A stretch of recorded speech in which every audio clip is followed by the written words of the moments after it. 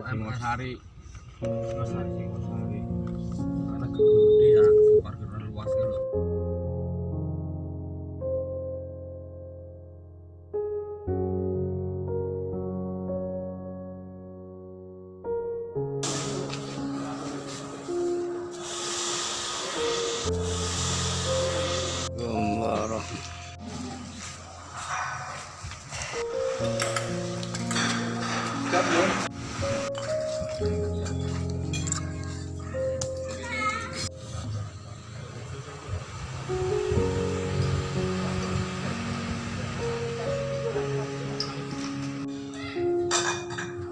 Yang berat.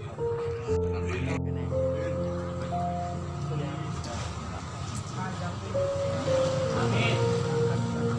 Amin.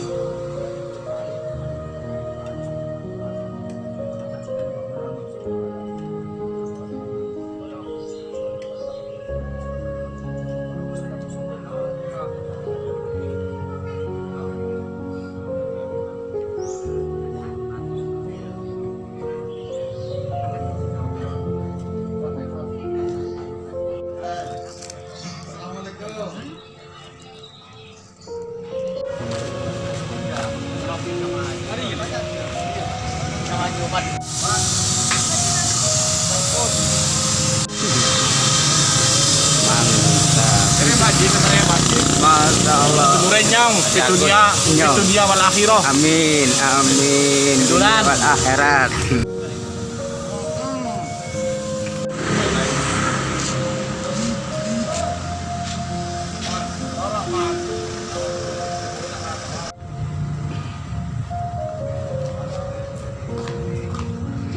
Assalamualaikum. Oh, ini muka-muka seger semua ini ya. Alhamdulillah, alhamdulillah. Semua dari Brebes ini. Iya, Brebes.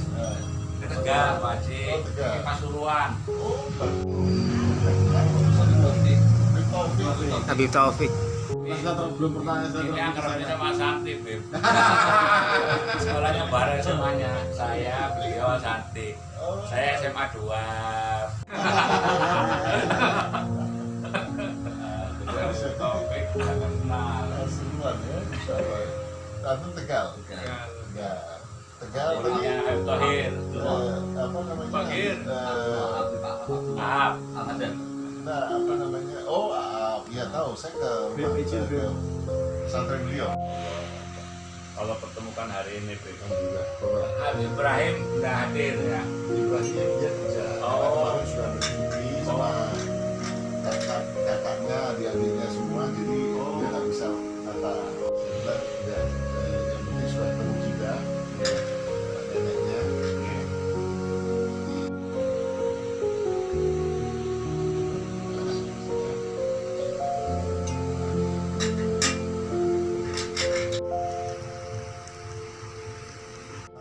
Kalau saat subuh,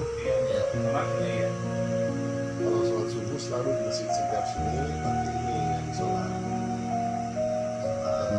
Bulan biasa.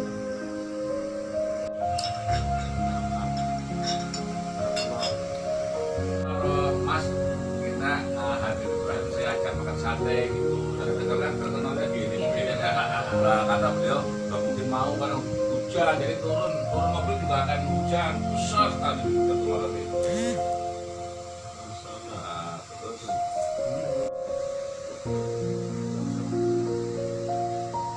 Mas, nah, akhirnya beliau Kaumnya, Nabi Harun dan sebagainya. Nah, Nabi Muhammad untuk seluruh umat manusia, tidak terlepas umat Islam dan bukan umat Islam. Bagi mereka yang ingin mengikuti petunjuk, dia akan mendapatkan hidayah dan akan mendapatkan syafaat beliau. Seperti yang disampaikan oleh Habib Taufik tadi, ummati. Sebelum meninggal bahkan beliau mempertanyakan kepada Islam, apakah Anda akan datang sini ziarah untuk silaturahmi kepadaku atau akan mencabut nyawaku? Maka ditanya, kalau seandainya aku akan mencabut, apa yang engkau inginkan? Bagaimana dengan umat? Nah, kalau seperti itu sudah ya keistimewaan Rasulullah ini yang tidak dipunyai yang lain. Bahkan sampai ke Sidratul Muntaha yang membawa Jibril pun pada saat akan menghadap Allah ada hijab, di mana pada batasan itu kalau Jibril melewati dia hangus, dia mundur, tetap di perbatasan itu. Hanya Rasulullah yang bisa masuk ke kamar atau ruangan atau batasan itu yang bisa melewati hanya Rasulullah. Bagaimana tidak besar seorang manusia seperti kita, tapi sangat mulia di sisi Allah. Bahkan Allah pun bersolawat kasih Allah. Nah, ketika kita ingin mendapatkan petunjuk ini kan kita tidak hidup dengan Rasulullah. Dengan siapa kita nasabnya jelas. Ketika kita ingin berguru, kita lihat siapa guru kita. Jelas nggak nasabnya dari fulan ke fulan. Begitu juga para sahabat dan tabi'in dan seterusnya. Kalau dia mendengarkan sesuatu hadis atau apa, dari siapa? Dari fulan bin fulan, sampai nggak ke Rasulullah. Itu salah satu adab kita mencari ilmu, mencari ilmu. Artinya berguru, kalaupun kita ingin berguru, kita mesti lihat siapa guru itu dan nasabnya enggak pada Rasulullah. Ya, nah, begitu juga turun-temurun sampai di hari saat ini kita dihadapkan oleh suasana yang masing-masing mengatakan saya adalah dai, saya adalah seorang murabbi, saya seorang habib atau apapun inilah istilah yang dipakai, tapi isinya berbeda-beda satu dengan yang lain.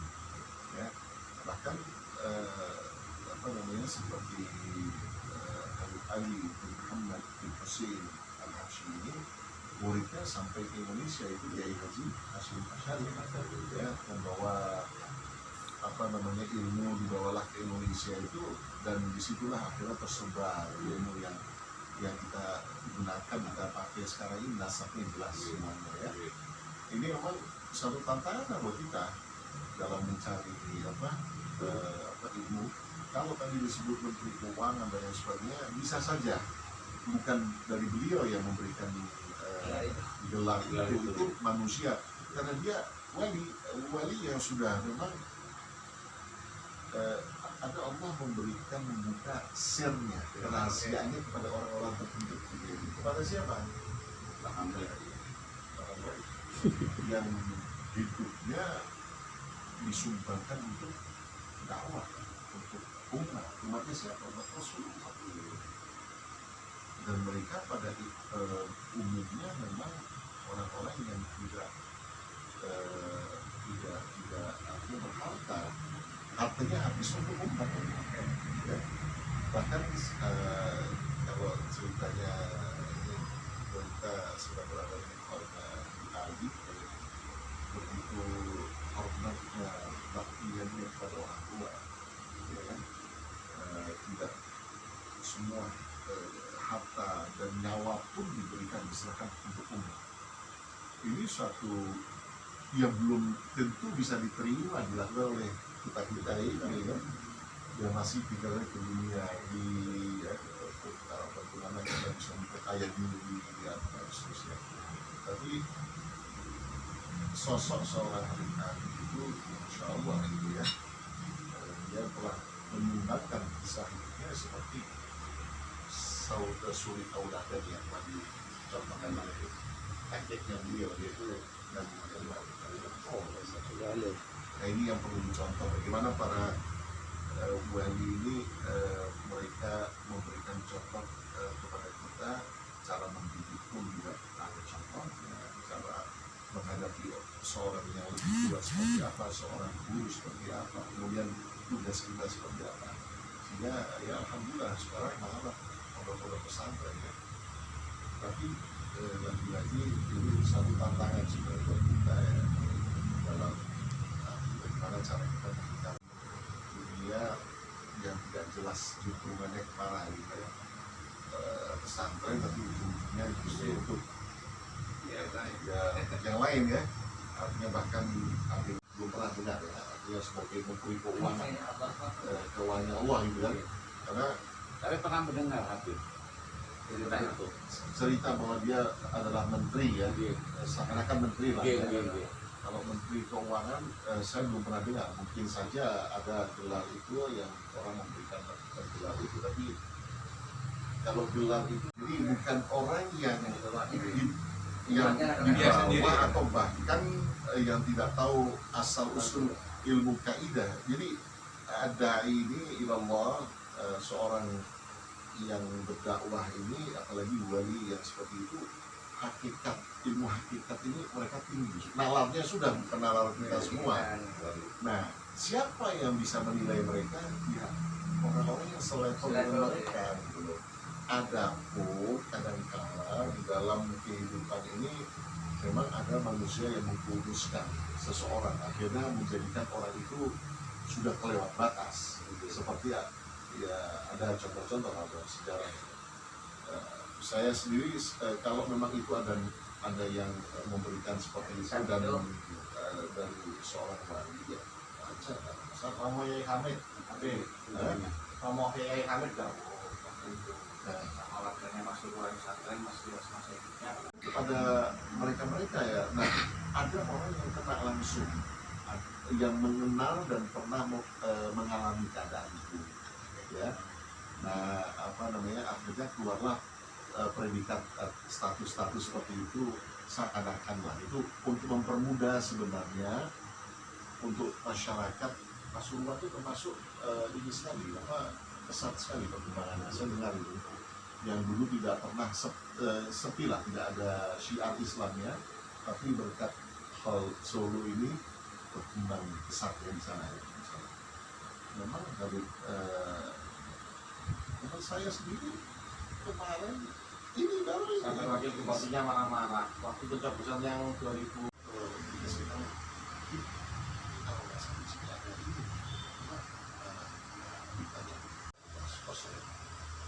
kenapa ditinggal ya istimewa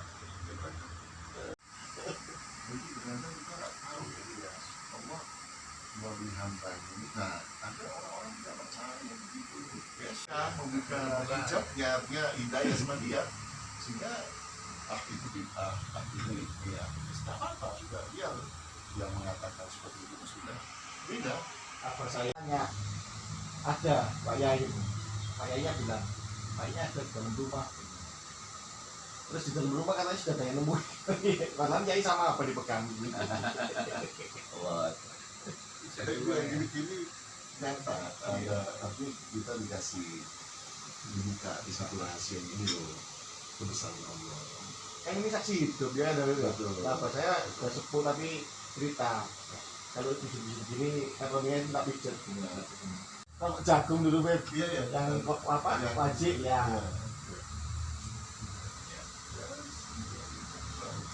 Tapi saya yakin, saya merasakan juga kalau cepat subuh sampai pas subuh, sampai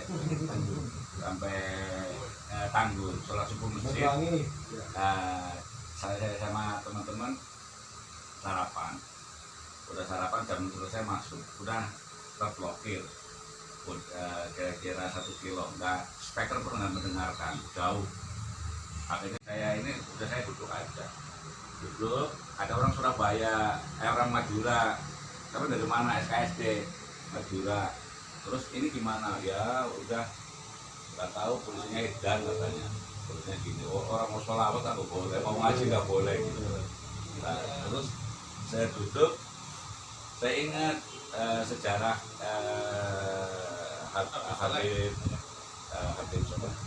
Habib Soleh tentang perjalanan ke Jakarta, kemudian orang tadi sholat istisqa minta hujan, kemudian suruh ya udah itu sholat istisqa udah berapa kali, 2 kali udah kami berdoa terus berhujan. Saya ingat itu, jadi saya ya Allah, saya dari Brebes mau ikut hallnya guru saya Habib Soleh. Saya duduk di sini walaupun tidak mendengarkan, tentunya panjenengan ya Allah tetap ngasih pahala terhadap saya. Tapi saya kepengen ke dalam Gusti. Terus 10 menit ada Innova datang, Innova Ribon, turunlah Habib, insya Allah saya nggak kenal istrinya, insya Allah anaknya 35, turun saya ikutin, kayak disuruh ikutin. Nggak boleh. Terus saya ini masih keluarganya Habib Soleh, masih nggak boleh gitu. Dari Jakarta, maaf Habib telepon keluar dari sana, nggak ada. Akhirnya telepon, suruh jemput. Perjalanan dari jemput sampai ke pintu gerbang, saya SKSD. Ada seorang sahabat memberikan nasihat, ya Ali, hendaklah engkau bernadar. Nadar itu kita tahu, kita kan kalau saya lulus saya nanti potong sapi, potong ayam atau apa ini segala macam lah. Bernadar untuk kesehatan kesembuhan anaknya Hasan dan Husain. Jadi Sayyidina Ali bernadar 3 hari agar untuk kesembuhan kedua anaknya. So beda ya. Artinya beliau nadar untuk kesembuhan anaknya. Artinya anaknya masih sakit, bukan sembuh.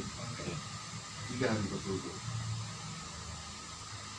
Di rumah itu ada Sayyidina Ali bin Abi Thalib, Sayyidatina Fatimah, kemudian Hasan al-Husain, dan ada Khadijah yang berkhidmat kepada mereka. Jadi 5 orang. Pada hari pertama karena mereka berpuasa, seperti contoh yang disampaikan Nabi, orang yang paling mulia, tidak mempunyai apa-apa, anak mantunya pun tidak mempunyai apa-apa. Ketika mau berpuasa, belilah Sayyidina Ali gandum untuk dimasak oleh Sayyidina Fatimah. Untuk berapa orang? 5 orang. Kalau yang di rumah 5 orang.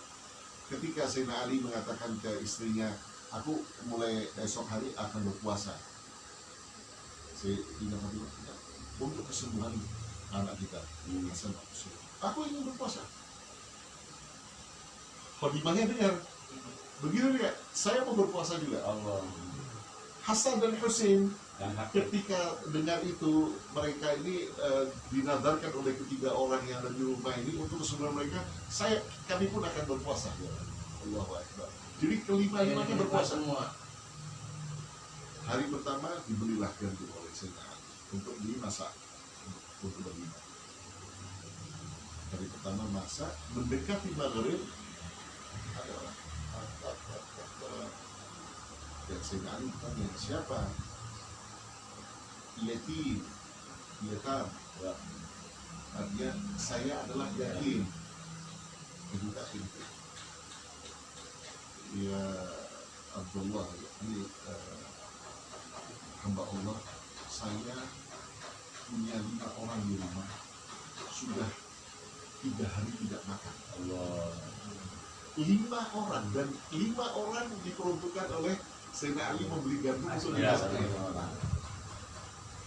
Ketika itu Sayyidina Ali masuk ke dalam rumah, bertanya kepada Sayyidina Fatimah, bagaimana? Mereka lebih membutuhkan. So, mereka lebih membutuhkan daripada kita. Padahal mereka sendiri tidak meletakkan apa, dia berpuasa ini. Diambil semua makanan dan dikasih. Minum air, sahur, minum air. Dan berbagai sudah selesai. Besoknya puasa lagi kan? Puasa lagi. Beli lagi gandum. Apa adanya pada hari itu untuk 5 orang cukupnya. Mendekati maghrib, siapa? Miskin. Tapi miskin. Iya. Pergi lagi ke dalam. Bagaimana? Mereka lebih membutuhkan. Kelima-limanya sudah dimasak, diberikan sama fakir miskin, sama Sayyidina Ali. Hari yang ketiga lemas karena tidak makan 2 hari, minum air semuanya. Sayyidina Ali sudah lemas, dan Sayyidina Fatimah juga gemeteran. Kemudian Khadijahnya, Hasan dan Husain sudah pucat sudah. Berangkatlah Sayyidina Ali ke Rasulullah. Ya Rasulullah, tolong doakan kami, di rumah kami sudah 2 hari ini kami berpuasa tidak makan kecuali minum. kami sedang berpuasa. Langsung kaget Rasulullah berangkat ke rumah, diangkatlah Hasan.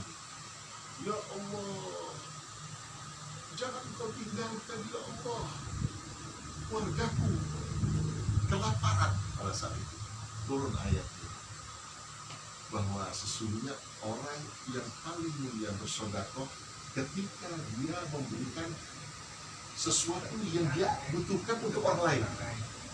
Dalam keadaan sempit lah ya. Iya, apalagi. Nah itu Cepatan sudah tingkatannya sudah. Nah hakikat sedekah itu seperti itu, bukan barang bekas misalnya, bukan tidak diperbolehkan ya, nggak ada masalah. Barang bekas yang dia tidak suka kita kasih ke orang, nanti sisa. Begitu juga beribadah kepada Allah. Sholat duhur masih ada waktu nanti. Bukan sampai asar. Jadi kita memberikan ibadah kepada Allah itu sisa waktu yang kita berikan.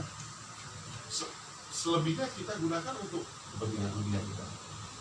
Karena semua hidup kita ini satu rangkaian ibadah untuk Allah SWT. Jadi bukan sisa waktu yang diberikan. Sudah pun juga demikian. Nah itu yang dicontohkan. Bagaimana seorang Sayyidina Ali, mantunya Rasulullah, yang istrinya anak Rasulullah, yang akan melahirkan keluarga Rasulullah, mulai dari Hasan, Husain, dan seterusnya, diterpa dengan musibah yang seperti itu. Artinya bagaimana? Khairun nas anfa'uhum linnas. Saat ini ya sebaik-baik manusia adalah yang bermanfaat untuk manusia. Jadi ketika dia seorang guru, dia punya ilmu, dia memberikan ilmu itu kepada orang sesuai dengan kapasitasnya. Ketika dia bekerja, seperti saya menerapkan di perusahaan saya di Jakarta, dalam menjalankan tugas sehari-hari, wa ma khalaqal jinna wal insa illa liya'budun. Tidak aku ciptakan jin dan manusia kecuali untuk beribadah kepada-Ku. Jadi setiap kali kita kerja untuk beribadah kepada Allah. Jangan berbohong, jangan mencuri timbangan, ya. Artinya terus apalagi sekarang ini kan model-model markup ini segala macam. Kalau ini kita kadang-kadang sudah di luar dari ini, kita dipaksa untuk melakukan sesuatu yang tidak baik kan. Kemudian dalam memberikan kepada pelanggan dalam usaha, kita berikan yang terbaik, kualitas, kualitas atau umumnya. Saya misalnya kan, karena saya sebagai kontraktor konstruksi, saya bangun rumah ini seakan-akan untuk saya. Tidak ada pipa di dalam. Baju nggak melihat, saya kasih pipa, tapi pipanya wafin. Padahal saya kasih perhitungannya pakai Rucika gitu ya. Kabelnya saya pakai yang mahal, ini kan nggak kelihatan Jumat, jadi aja saya kasih yang murahan gitu. Nah itu nggak boleh. Nah ini dalam dunia real kita seperti itu harus kita ciptakan. Ya. Allahu a'lam. Yang terakhir kata satu kan meninggal 3 kali gitu. Nah parangannya itu sama-sama sakit jantung itu meninggal 5 Sebelumnya atau bersamaan saat ini? bersamaan sama Bersama. saya sama ibu saya hubungannya saya besok seperti ini, saya bilang kalau pulang lupa apa aja.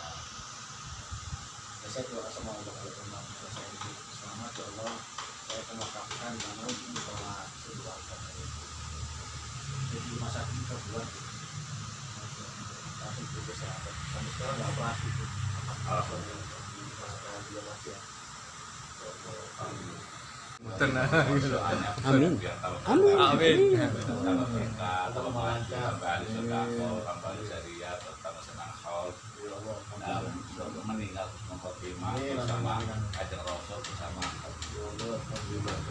apa merah.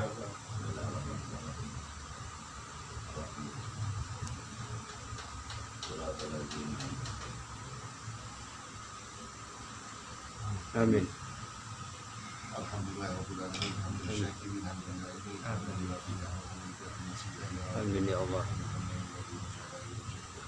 Amin.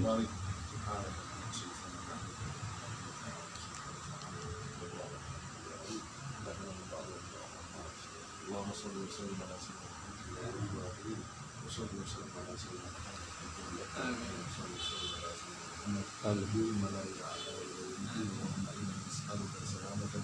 Amin ya Allah. Amin ya Amin.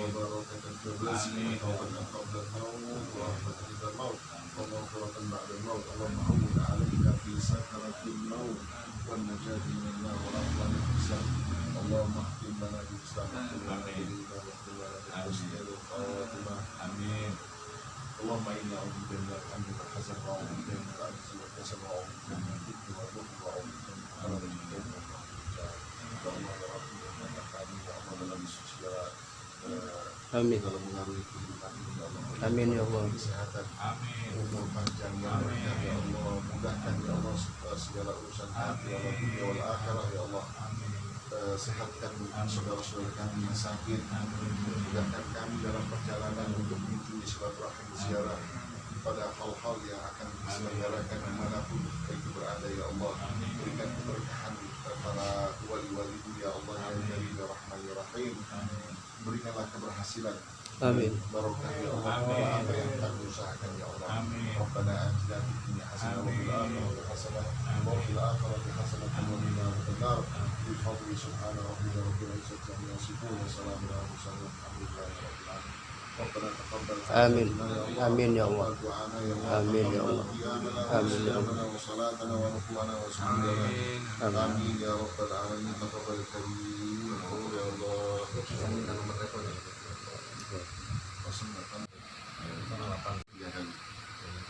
Satunya 3 kali Bapak. Anu ya, Arab ya. Ya. Bisa pulang bawa dosanya Habib. Karena Jumat dosanya banyak, jadi saya undang tamu suruh datang, Bib. Suruh datang. Jadi hari-hari punya tamu, Bib. Alhamdulillah. Di pondok sini terus. Habib Abdullah dicondet kan. Yang penting insya Allah berikutnya ya. Jangan lupa. Insya Allah. Habib jadi karena Jakarta keluar 60 Bib. 60. Nggih. Habib Saya 56. oh ya masih muda ganteng. Waktunya Habib untuk saya yang balas. Semoga Habib lah kita kamu buang desa Bib. Jadi kalau kita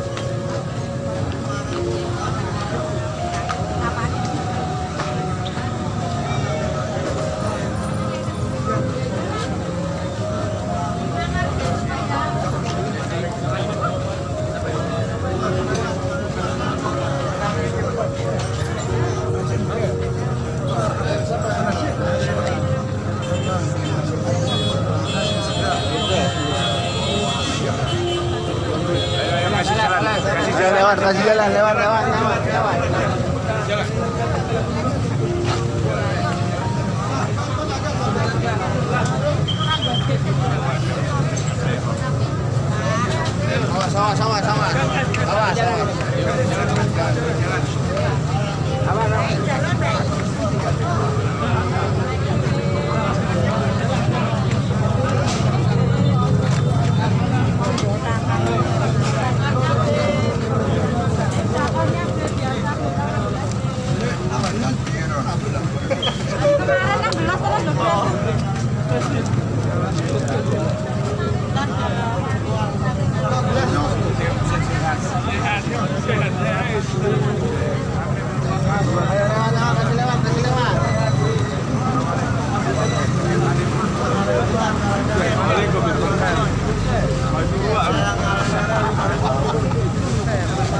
Assalamualaikum.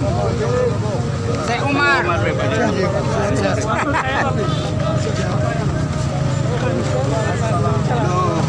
Siap,